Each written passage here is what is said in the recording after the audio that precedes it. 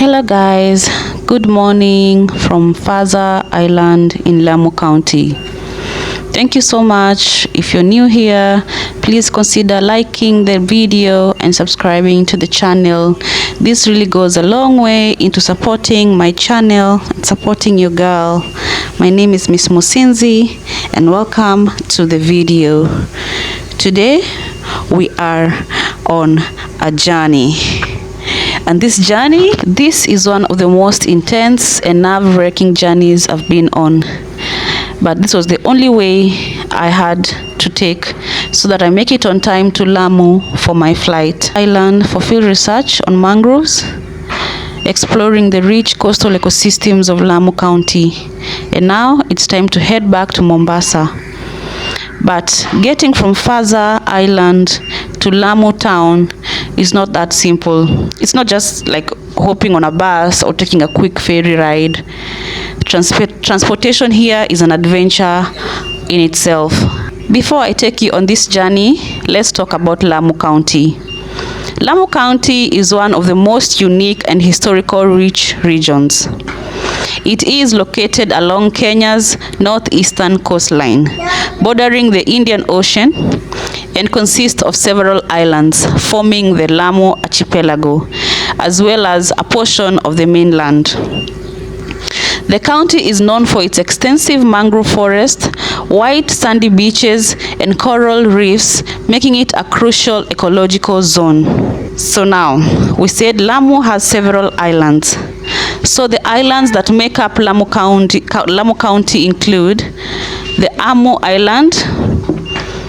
This is the main island, home to Lamu town, a UNESCO World Heritage Site with a history dating back to the 14th century. And then we have Faza Island, which is a historic fishing and trading settlement, home to small villages like Faza, Pate, and Kizingitini. The third island is called Pate Island, known for ancient Swahili ruins and the legendary connection to the Chinese shipwrecks of the 15th century. Actually, we have an area called Shanghai. This area, it is said that there's some shipwrecks that came from Shanghai. That's why the place is called Shanghai. And we have the people here who have some Chinese resemblance, because the people who came here and then they got a shipwreck were not able to go back to China. So they settled in this area and they integrated with the community. So children who are born from that have some Chinese resemblance, maybe the eyes, the color. Yeah, I didn't get to go to this place, but this is just the story I had from the locals. The next island is called Manda Island. This is the island that hosts the airport. Manda Island hosts the airport and historic sites like Takwa Ruins, as well as the high-end resorts. Also, there is Kiwayu Island, which is part of the Kiunga Marine Reserve, a remote island famous for pristine beaches and marine biodiversity. These islands are connected by traditional wooden dhows, motorboats, and cargo ships, making water transport the main way or mode of moving around from one island to the other. Now back to our journey. We left Faza at around 4 a.m., navigating the pitch dark waters in a small crowded boat. And since it was low tide, there was not enough water. We had to push the boat up to where we had enough water for the boat to start moving. Because of this, there was no proper dock, and since the tide was low, the big ship was anchored. The big cargo ship was anchored like 600 meters from the shore. This meant we had to push a small wooden boat into the water first, and then get into the boat, and then row until we get to reach to the larger cargo ship. It was terrifying. The boat was overloaded with passengers, sacks of coconut, and coolers filled with fish, rocking with every move and with every wave. I was holding my heart in my hand, silently praying, but there was no other way. I had to catch my flight back this afternoon. Finally, we reached the big cargo ship, which is mainly used for transporting goods but also carries passengers due to the limited transport options between Faza and Lamu. The journey was about 50 kilometers by sea. And with the big cargo ship, it was gonna take us around 4 hours to reach the destination. There's usually option of the speedboat, which takes about 1.5 hours.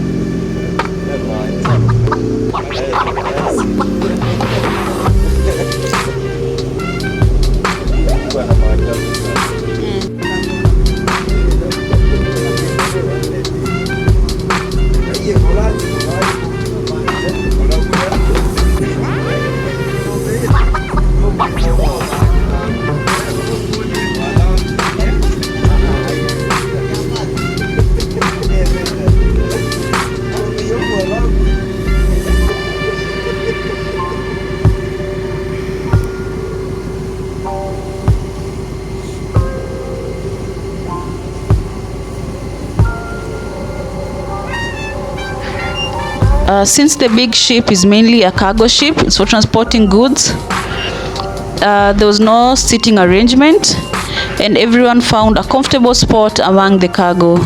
Some slept on their sacks of coconuts, others leaned against the side of the ship. On my end, I was exhausted but too anxious to even fall asleep.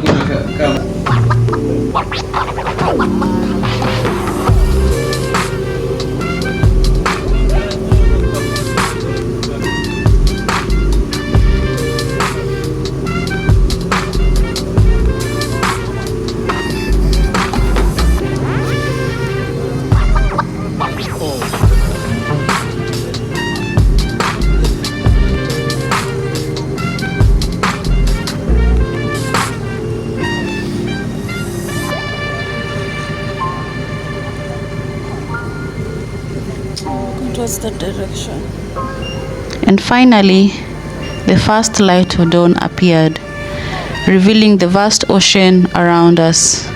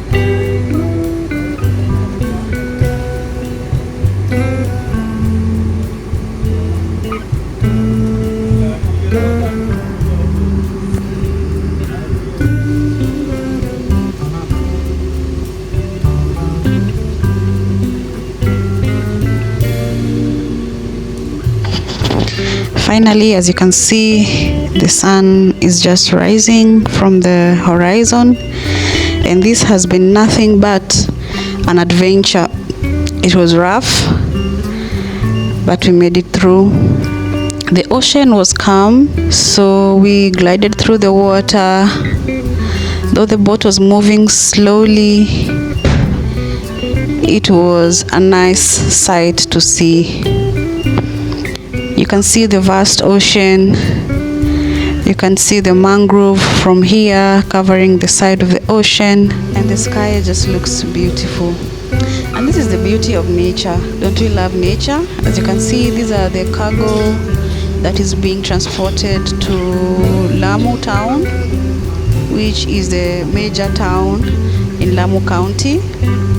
So we have some farm produce, some fish in the cooler boxes being transported very early in the morning, and we're supposed to arrive in Lamu at around 8 a.m., which is the time that businessmen and traders begin to open shop.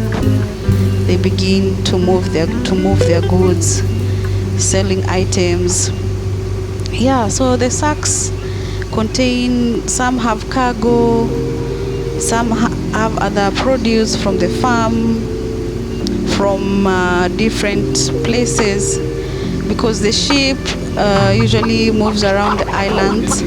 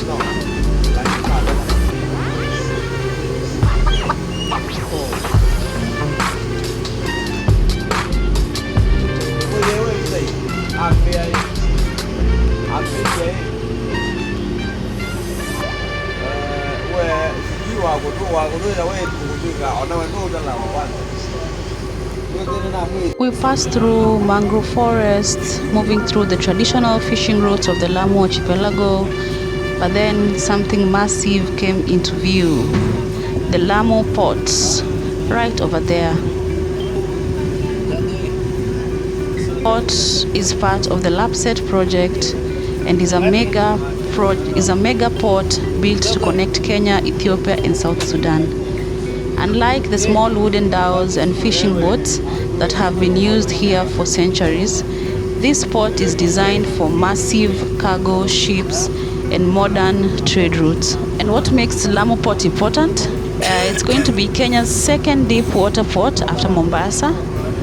It has a deep berth that allows large ships to dock, and it's part of the bigger project with planned highways and a railway and an oil pipeline to link Kenya with Ethiopia and South Sudan. While the port promises economic growth, it has also raised concern.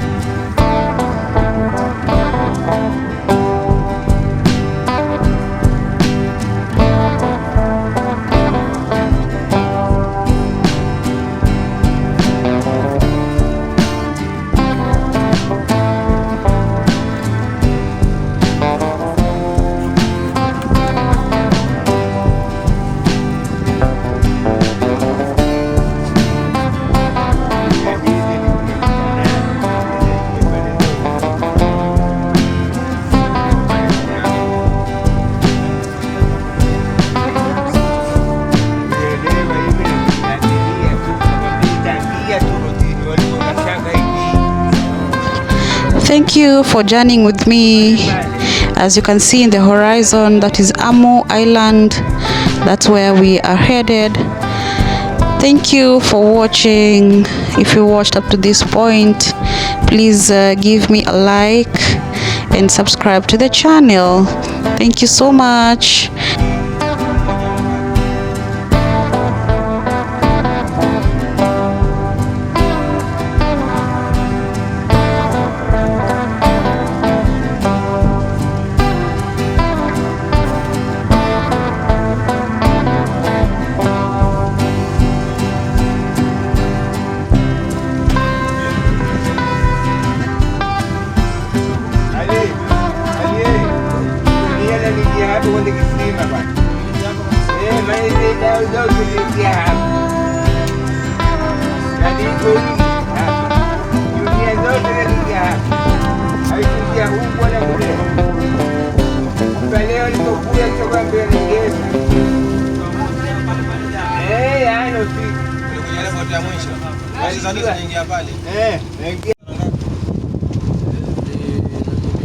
Kapteni, akina Lule hapa. Sawa. Anapunguza nyingine ya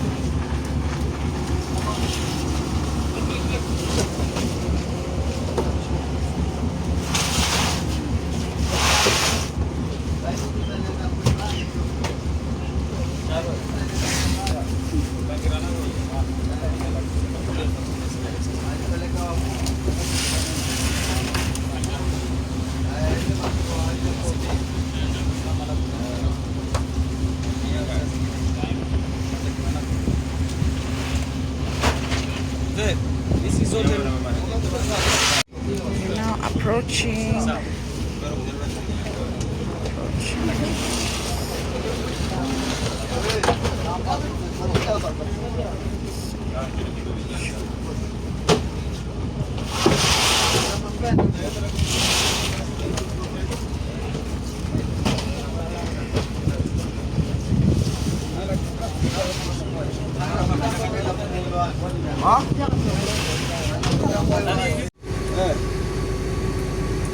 Ayu ndombe ya kwa nada.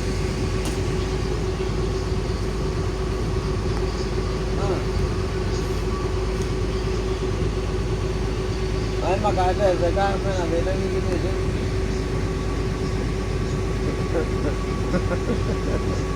नहीं मुझे तीमो वो मेरा लेना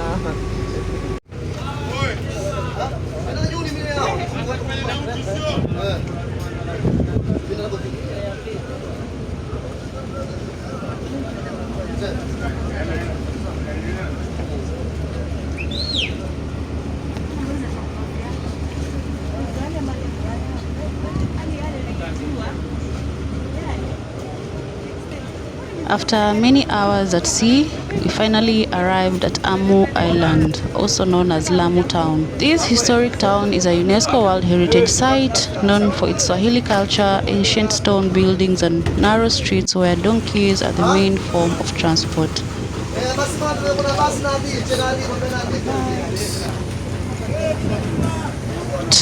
The cargo was offloaded fast, sacks of goods, crates of fish and other supplies, and then it was our turn to step off the ship, setting foot on solid ground again after one of the most terrifying yet unforgettable journey I've ever taken.